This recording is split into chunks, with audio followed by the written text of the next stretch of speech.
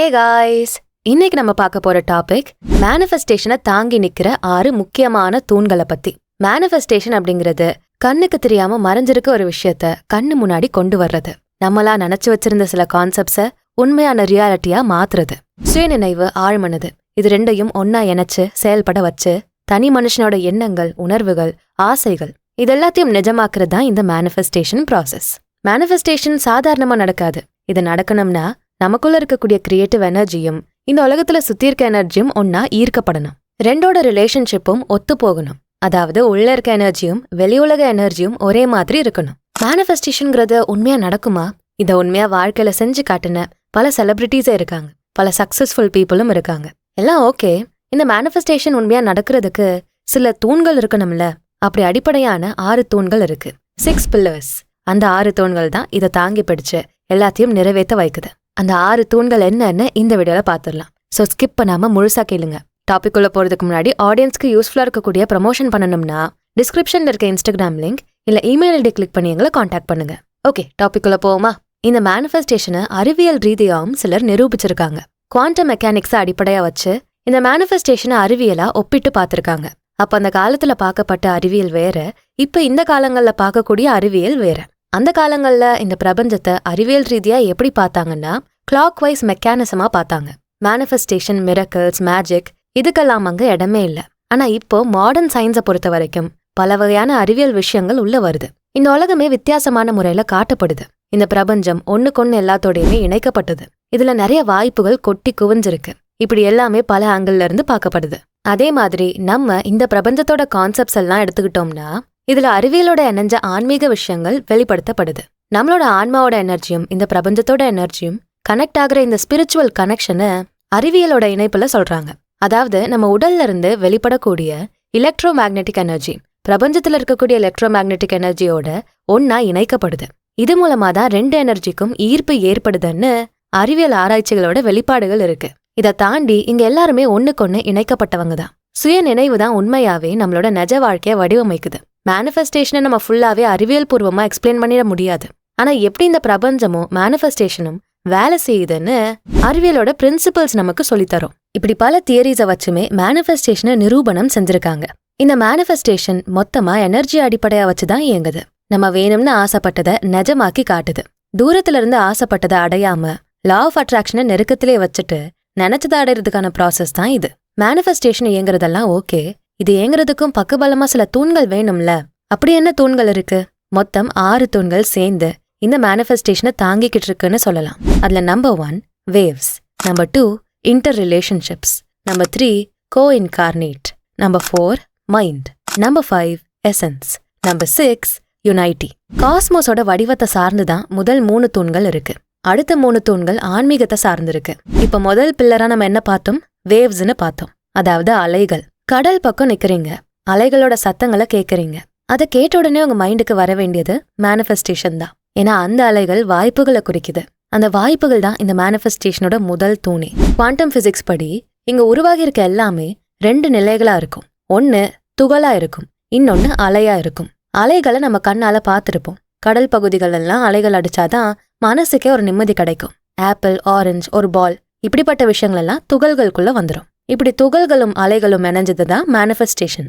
அலைகள் எதை குறிக்குதுன்னா வாய்ப்புகள் இருக்கு, எல்லாத்துக்குமே வாய்ப்புகள் இருக்கு, எல்லாத்தையுமே நம்மளால அடைய முடியும்னு குறிக்குது.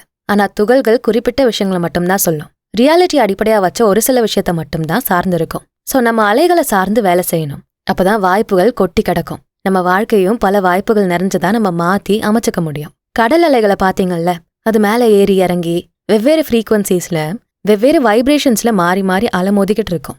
அலைகளை நிறுத்தவே முடியாது. இன்ஃபினிட்டா அது நடந்துகிட்டே தான் இருக்கும். நம்ம ஆசைகள் அப்படிங்கிறது ஒரே ஒரு ரிசல்ட்டை மட்டும் சார்ந்து இருக்காது.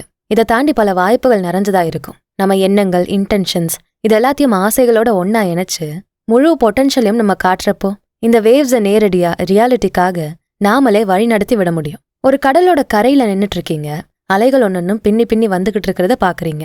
இங்க ஒவ்வொரு அலையும் ஒவ்வொரு வாய்ப்புகளை குறிக்குது, வலிமை மிகுந்த எதிர்காலத்தை குறிக்குது. நீங்க தேர்வு செய்யக்கூடிய அந்த ஒரே ஒரு அலையில மட்டும் கவனம் அதிகமா இருந்தா அதுல எனர்ஜி அதிகமா உற்பத்தி ஆகும். ஒரே ஒரு வாய்ப்பு மட்டும் இறுக்கி பிடிச்சு கவனம் செலுத்தினா அதுல எனர்ஜி அதிகமாகி மேனிஃபெஸ்டேஷன் வேலை செய்யும். சோ இந்த வேவ்ஸை மாத்தி அமைக்கணும். நமக்குள்ள இருக்க திறமையை தான் இந்த வேவ்ஸ் குறிக்கும். இதை நம்ம இன்டென்ஷன் மூலமாவும் செயல்கள் மூலமாவும் மாத்தி வடிவமைக்கணும். இந்த வேவ்ஸ் எப்படி வேலை செய்யுது, நம்ம பொட்டென்ஷியல் எப்படி இருக்குன்னு புரிஞ்சுக்கிட்டா நம்ம ஆசைகளையும் கனவுகளையும் இந்த பிரபஞ்சத்துக்கிட்ட இருந்து மேனிஃபெஸ்ட் பண்ணிக்க முடியும். அடுத்து 2வது பில்லர் இன்டர் ரிலேஷன்ஷிப். அதாவது இந்த பிரபஞ்சத்துல இருக்க எல்லாமே ஒன்னோட ஒன்னு இணைஞ்சிருக்கு, ஒன்றிதான் வாழ்ந்துட்டு இருக்கு. எல்லாமே ஒண்ணுதான், ஒருமைதான் இங்க பிரபஞ்சமே. ஒன்னோடு ஒண்ணு தொடர்பு கொண்டு வாழ்ந்துகிட்டு இருக்கு. சோ நம்ம வாழ்க்கையில நடக்கிற சின்ன சின்ன விஷயங்களும் ஒன்னா சேர்ந்து கனெக்ட் ஆகி பெரிய வலையா உருமாறுது. மேனிஃபெஸ்டேஷன் பாக்குறப்போ இந்த உலகத்துல எல்லாமே ஒன்னோட ஒண்ணு இணைஞ்சுதான் இருக்கு. இந்த விஷயத்த புரிஞ்சுக்கிறது ரொம்ப ரொம்ப முக்கியம். ஏன்னா நம்ம தான் தனியா இயங்கிட்டு இருக்கோம்னு தப்பான புரிதல் நமக்குள்ள இருக்கு. அது பொய்யான விஷயம். யாருமே இல்லாத இந்த பிரபஞ்சத்துல உங்களால மட்டுமே வாழ முடியாது. வாழறதுல எந்த அர்த்தமும் இருக்காது. சோ நம்ம எல்லாருமே சுத்தி இருக்க இந்த உலகத்தோட இந்த பிரபஞ்சத்தோட ஒன்னோட ஒன்னு இணைக்கப்பட்டுதான் இருக்கும். மாறி மாறி எனர்ஜியை எக்ஸ்சேஞ்ச் பண்ணிக்கிறோம், தகவல்களை பரிமாறிக்கிறோம். அடுத்த மனிதர்களோட இந்த சுற்றுச்சூழலோட மாத்தி மாத்தி எனர்ஜியை பரிமாறிக்கிட்டே இருக்கும். ஒரு சிலந்தி வலைய கற்பனை செய்யுங்க. அதுல இருக்க ஒவ்வொரு சின்ன வலையும் ஒன்னோட ஒன்னு சேர்ந்துதான் அழகான அந்த வடிவத்தை கொடுக்குது. அதே மாதிரிதான் இங்க இருக்க மக்கள், பொருட்கள், எண்ணங்கள், உணர்வுகள் இதெல்லாமே ஒவ்வொரு வலை மாதிரி எல்லாம் ஒன்னு சேர்ந்துதான் ஒருமையை கொடுத்துருக்கு. ஒவ்வொரு வலையும் ஒன்னோட ஒன்னு தொடரப்போ, ஒன்னோட ஒன்னு கனெக்ட் ஆகுறப்பதான் இணைஞ்சு வளைஞ்சு ஒரு முழு வலையே உருவாகுது. மொத்தமா எல்லாமே கனெக்ட் ஆகுது. மேனிஃபெஸ்டேஷன்லயும் இப்படிதான். நம்ம எண்ணங்கள், இன்டென்ஷன்ஸ், செயல்கள் இதெல்லாமே சேர்ந்து எனர்ஜெட்டிக் வைப்ரேஷன்ஸை வெளிப்படுத்தும். அது இந்த ஒருங்கிணைக்கப்பட்டிருக்க வலையை துளைச்சிட்டு எனர்ஜியை போய் சேரும், மாற்றத்தை உருவாக்கும். அனுப்பக்கூடிய ஒவ்வொரு அதிர்வுகளும் வலையில இருக்க மற்ற எலிமெண்ட்ஸோட ஒண்ணுக்கொன்னு தொடர்பு கொள்ளும். நம்ம எதிர்பார்க்காத நிறைய விஷயங்களை நடத்தி காட்டி நிஜ வாழ்க்கைய வடிவமைக்கும். சோ இந்த ஒண்ணுக்கொன்னு தொடர்பு படுத்தி இருக்க எல்லாத்தையும் நம்ம புரிஞ்சுக்கிட்டா, தெரிஞ்சுக்கிட்டா அது நம்ம எண்ணங்கள், செயல்கள் இதெல்லாத்தையுமே எப்படி பாதிக்குதுன்னு புரிஞ்சுக்க முடியும். நம்ம எடுக்கக்கூடிய சின்ன சின்ன முடிவுகளும், வைக்கக்கூடிய சின்ன சின்ன எண்ணங்களும், செய்யக்கூடிய சின்ன சின்ன செயல்களும் கண்டிப்பா நம்மள சுத்தி இருக்க விஷயங்கள் மேலேயும் ஒரு பாதிப்பை ஏற்படுத்தும். ஏன்னா எல்லாமே இங்க ஒண்ணுக்கொன்னு இணைக்கப்பட்டதுதான். இந்த இன்டர் ரிலேஷன்ஷிப் கான்செப்டை நம்ம புரிஞ்சு செய்யற எல்லாத்தையும் மைண்ட்ஃபுல்லா விழிப்புணர்வோட செய்யறப்போ நம்மளால நம்ம எண்ணங்கள், செயல்கள் மேல நடக்கக்கூடிய எல்லா பாதிப்புகளையுமே கட்டுக்குள்ள வைக்க முடியும். நம்மையும் நம்மளை சுத்தி சிலந்தி வலை மாதிரி ஒன்னா இணைஞ்சிருக்க இந்த உலகத்தையும் சீரா பேலன்ஸ் பண்ணி கொண்டு போக முடியும். அடுத்து 3வது தூண், கோ இன்கார்னேஷன். இந்த உலகத்துல இருக்க ஒவ்வொரு தனி மனுஷனும் யூனிக் மட்டுமல்ல, ஒண்ணுக்கொன்னு இணைக்கப்பட்டவங்களும் கூட, மத்தவங்களால இன்ஃப்ளூயன்ஸ் ஆகுறவங்களும் கூட, இந்த பிரபஞ்சத்தோட தாக்கத்தால இன்ஃப்ளூயன்ஸ் ஆகுறவங்களும் கூட. நம்மளோட இந்த பிறப்பு தனிமையானதில்ல, எல்லோரோடையும் இணைக்கப்பட்டது. மேடையில டான்ஸ் ஆடுறப்போ ஒவ்வொரு தனி டான்ஸரும் பயிற்சி செஞ்சு ஒன்னா சேர்ந்து பிராக்டிஸ் பண்ணி தான் மேடையில ஆடணும். அப்பதான் ஒரு கோஆர்டினேஷன் இருக்கும், பார்க்க அழகா இருக்கும். ஒருத்தருக்கு ஒருத்தர் நல்லா கவனத்தோட மூவ்மெண்ட் போடுறதால தான் டான்ஸும் பார்க்க அழகா இருக்கு. அதே மாதிரிதான் நாமளும் ஒருத்தருக்கு ஒருத்தர் மாறி மாறி பேசிக்கிறப்போ, சுத்தி இருக்க இந்த உலகத்தை வடிவமைச்சுக்கிறப்போ நமக்கும் அதே மாதிரி வடிவமைக்கப்பட்ட அழகான வாழ்க்கை திரும்ப கிடைக்கும். இப்போ நீங்க யாரோ ஒருத்தர் கூட பேசுறீங்க. அது ஃப்ரெண்டா இருக்கலாம், ஃபேமிலி மெம்பரா இருக்கலாம், இல்ல உங்களுக்கு தெரியாத யாரோ ஒருத்தரா கூட இருக்கலாம். ஆனா நீங்க பல தகவல்களை பரிமாறிப்பீங்க, எனர்ஜியை பரிமாறிப்பீங்க, உணர்வுகளை பரிமாறிப்பீங்க, ஐடியாக்களை பரிமாறிப்பீங்க. இது 2 பேருக்குமே ஒரு தாக்கத்தை ஏற்படுத்தும். 2 பேர் பாக்குற கோணத்தையுமே மாத்தும். 2 சைடோட நடத்தைகளையும் வடிவமைக்கும். மேனிஃபெஸ்டேஷன்லயுமே இப்படிதான். நம்ம யாருமே தனிமைப்படுத்தப்பட்டவங்கல்ல. நம்ம இந்த நிஜ வாழ்க்கை கூட ஒன்னா ஒருங்கிணைய தான் ட்ரை பண்ணிக்கிட்டு இருக்கோம். தெரிஞ்சோ தெரியாமலோ ஒருங்கிணைய முயற்சி செஞ்சுக்கிட்டு இருக்கோம். நாமளும் சேர்ந்து எல்லாத்தையுமே உருவாக்கிக்கிட்டு இருக்கோம். கோ கிரியேட்டர்ஸா இருக்கும். இந்த பிரபஞ்சத்தோட ஒன்னா கொலாபரேட் பண்ணி அது கூட ஒன்னா வேலை செஞ்சுக்கிட்டு இருக்கோம். கடைசியில என்ன ரிசல்ட் தான் எதிர்பார்க்கிறோம்? நம்ம ஆசைப்பட்ட விஷயங்கள் கிடைக்கணும்னு. ஒரு சங்கீத மேடையில இருக்கீங்க. நாதஸ்வரம், வீணை, இப்படி பல வகையான கருவிகள் இருக்கு. இப்படி ஒவ்வொரு கருவியும் நம்மள சுத்தி இருக்க ஒவ்வொரு விஷயங்களை குறிப்பிடுது. மொத்தமா சேர்ந்து கோ இன்கார்னேஷனோட முழு எனர்ஜியை ஃபீல் பண்ணுவீங்க. இந்த பிரபஞ்சத்தோட முழுசா உங்க எண்ணத்தையும் செயல்களையும் ஒருங்கிணைச்சிட்டா உங்களால பல விஷயங்களை மாத்தி அமைக்க முடியும். எல்லாத்தோட ஒருங்கிணைப்பையும் உங்களால புரிஞ்சுக்கவும் முடியும். நம்ம ஆசைப்பட்டதை மேனிஃபெஸ்ட் பண்றோம். இது வெறும் சொந்தமா அடைஞ்ச வெற்றியா மட்டும் இருக்காது. இந்த பிரபஞ்சம் மொத்தத்துக்கும் இது பங்களிக்கும். இந்த கோ இன்கார்னேஷன் மூலமா நம்மளால பிரபஞ்சம் கூட ஒன்னா டான்ஸ் பண்ண கத்துக்க முடியும். இந்த வாழ்க்கையை முழுசா கொண்டாட கத்துக்க முடியும். நம்மளோட இன்டென்ஷன்ஸ் எல்லாத்தையும் ஒன்னா சேர்த்து தச்சு புது வகையான பேட்டர்ன்களை உருவாக்கிக்க முடியும். நாம நமக்காக மேனிஃபெஸ்ட் பண்றது மட்டும் இல்ல, நம்ம எப்படி இந்த உலகத்தை உருவாக்குறோம், இந்த உலகத்தோட ஒருங்கிணைப்பு எப்படி இருக்கு, இதை சார்ந்தும் தான் நம்ம செய்யக்கூடிய இந்த மேனிஃபெஸ்டேஷன் இருக்கும். இந்த 3 பில்லர்ஸும் காஸ்மோஸை அடிப்படையா வச்சதுதான். அடுத்து 4வது தூண், மைண்ட். மேனிஃபெஸ்டேஷனோட ப்ராசஸ் நடக்கணும்னா அதுக்கு மைண்டோட பவர் வேணும். மைண்ட் இல்லைன்னா நம்மளால சிந்தனைகள் எதையுமே செயல்படுத்திக்க முடியாது. ஆசைப்பட்டதை அடையிறதுக்கான சிந்தனை, மென்டல் எக்ஸசைசஸ் இது மட்டும் மைண்ட் இல்ல, சுய நினைவையும் இந்த நிஜ வாழ்க்கையும் ஒன்னா தொடர்பு படுத்தி இது 2க்கும் இடையில இருக்க ரிலேஷன்ஷிப்பை கண்டுபிடிக்கிறது தான் இந்த மைண்ட். ஜிம்னு ஒருத்தனுக்கு தீரா நோய் இருக்கு. வெறும் கற்பனைகளை மட்டுமே வச்சு, மைண்டோட சக்தியை வச்சு நல்ல ஆரோக்கியமான வாழ்க்கைய ஜிம் மேனிஃபெஸ்ட் பண்றாரு. அவருக்கு குணமும் ஆகிறது. அப்ப நம்ம எண்ணங்களுக்கு உடல் மேல பலமான தாக்கத்தை ஏற்படுத்தக்கூடிய மிகப்பெரிய சக்தி இருக்கு. நம்ம எண்ணங்கள் உடலை எப்படி வேணாலும் வடிவமைக்கும். இப்போ இருக்க ஆராய்ச்சிகள் படி ஸ்போர்ட்ஸ், பிசினஸ், எஜுகேஷன் இதுலெல்லாம் விஷுவலைசேஷன் டெக்னிக்கை யூஸ் பண்ணி பெரிய அளவுக்கு முன்னுக்கு வந்திருக்காங்கன்னு ரிப்போர்ட் சொல்லுது. எல்லாத்துக்குமே மைண்டோட பவர் வேணும்.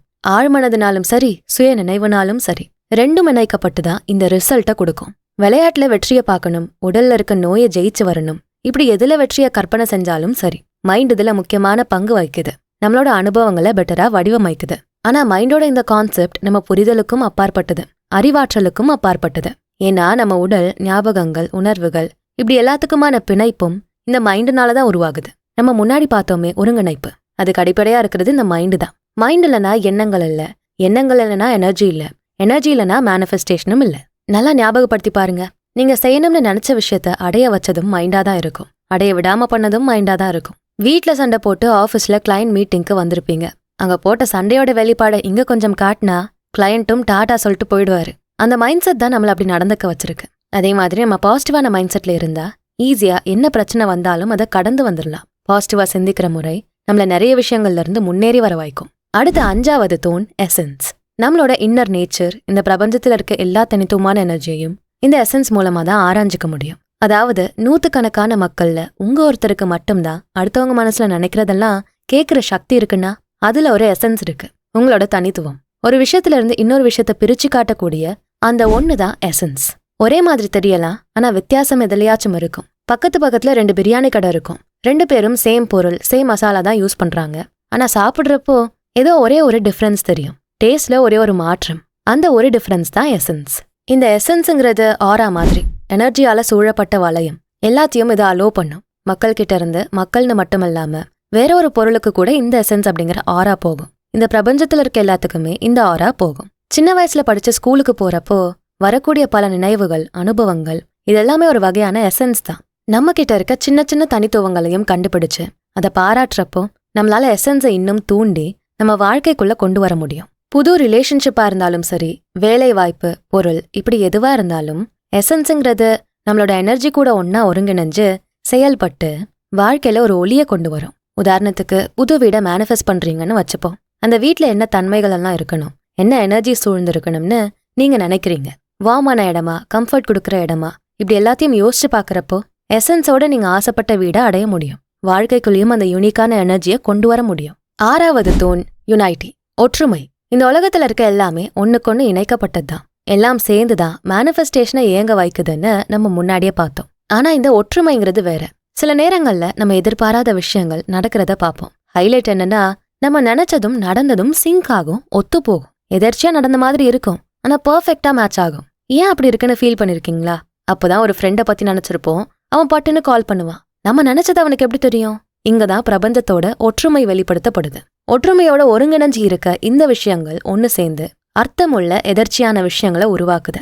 இந்த ஒற்றுமைங்கிற கான்செப்டை நம்ம நல்லா புரிஞ்சு செயல்படுத்திக்கிட்டா தனிமைங்கிற விஷயத்த தாண்டி ஒருமையோட இந்த உலகத்துல வாழ ஆசைப்படுவோம். அலைகள் எல்லாம் எப்படி கடல் நீரோட ஒன்னா கனெக்ட் ஆகி இருக்கும், அதே மாதிரிதான் நாமளும் சுத்தி இருக்க எல்லாத்தோடையுமே கனெக்ட் ஆகி இருக்கும். நம்மளோட எண்ணங்கள், செயல்கள், மேனிஃபெஸ்டேஷன்ஸ் இதெல்லாமே ஒற்றுமையோட இணைக்கப்பட்டதுதான். மேனிஃபெஸ்டேஷன்ங்கிறது வெறும் பொருள் அடையிறதோ, நம்ம வச்சிருக்க தனி இலக்குகளை அடையிறதோ இல்ல, இந்த பிரபஞ்சத்தோட மொத்த செயல்பாட்டோடையும் ஒன்னா இணையிறது. நாமளும் கோ டிரெக்டர்ஸ், கோ மேனிஃபெஸ்டர்ஸ், கோ கிரியேட்டர்ஸ் அப்படிங்கிறத புரிஞ்சுக்கணும். இந்த பிரபஞ்சத்தோட நாமளுமே ஒன்னா இணைஞ்சு வேலை செய்யறோம். ஸோ இந்த யுனைட்டிங்கிறது ஒன்னா சேர்ந்துதான் மேனிஃபெஸ்டேஷனை வேகமா முழுமையோட செயல்பட வைக்குது. நம்ம செயல்கள், மேனிஃபெஸ்டேஷன்ஸ் இதெல்லாமே நம்மளோட சொந்த வாழ்க்கையை மட்டும் பாதிக்கிறது இல்ல, அடுத்தவங்களோட வாழ்க்கையும் இது பாதிக்குது. இந்த பிரபஞ்சத்துல இருக்க எல்லாத்தையுமே இது பாதிக்குது. இதை நீங்க புரிஞ்சுக்கிட்டாலே ஒற்றுமைகளை தெரிஞ்சுக்க முடியும். இந்த பிரபஞ்ச வாழ்க்கைங்கிற சிலந்தி வலைய அசைக்க விடாம இறுக்கமா கட்டி அமைச்சுக்க முடியும். இந்த 6 தூண்களும் தான் மேனிஃபெஸ்டேஷனை தாங்கி பிடிச்சுக்குது. இந்த 6ல ஒன்னு இல்லைனாலும் மேனிஃபெஸ்டேஷன் தடுமாற ஆரம்பிச்சிடும். இந்த 6 பில்லர்ஸையும் புரிஞ்சுக்கிட்டா மேனிஃபெஸ்டேஷன் எப்படி வேலை செய்யுதுன்னு ஈஸியா தெரிஞ்சுக்க முடியும். இனி நான் மட்டும்னு வாழாம நாமங்கிற ஒருமைப்பாட்டோட வாழுவோம். செய்யற ஒவ்வொரு செயலையும் பார்த்து பார்த்து செய்வோம். ஏன்னா நம்ம செயல்கள் எல்லாமே இந்த பிரபஞ்சத்துல கண்டிப்பா தாக்கத்தை ஏற்படுத்தும். இதோட இந்த வீடியோ முடிவடையுது. இந்த வீடியோ உங்களுக்கு ஹெல்ப்ஃபுல்லா இருந்திருந்தா ஞாபகமா அதுக்கு ஒரு லைக் போட்டுட்டு உங்க ஃப்ரெண்ட்ஸ் அண்ட் ஃபேமிலிக்கு ஷேர் பண்ணுங்க. இந்த வீடியோ பத்தின உங்களோட கருத்துக்களை கமெண்ட் செக்ஷன்ல சொல்லுங்க. நம்ம சேனல்ஸ் பியாண்ட் ஆர்டினரி அப்புறம் பாடி அண்ட் சோல் தமிழ் ரெண்டுத்துக்கும் சப்ஸ்கிரைப் பண்ணிட்டு பெல் ஐக்கானை அழுத்துருங்க. நான் உங்களை அடுத்த வீடியோல பாக்குறேன். நன்றி.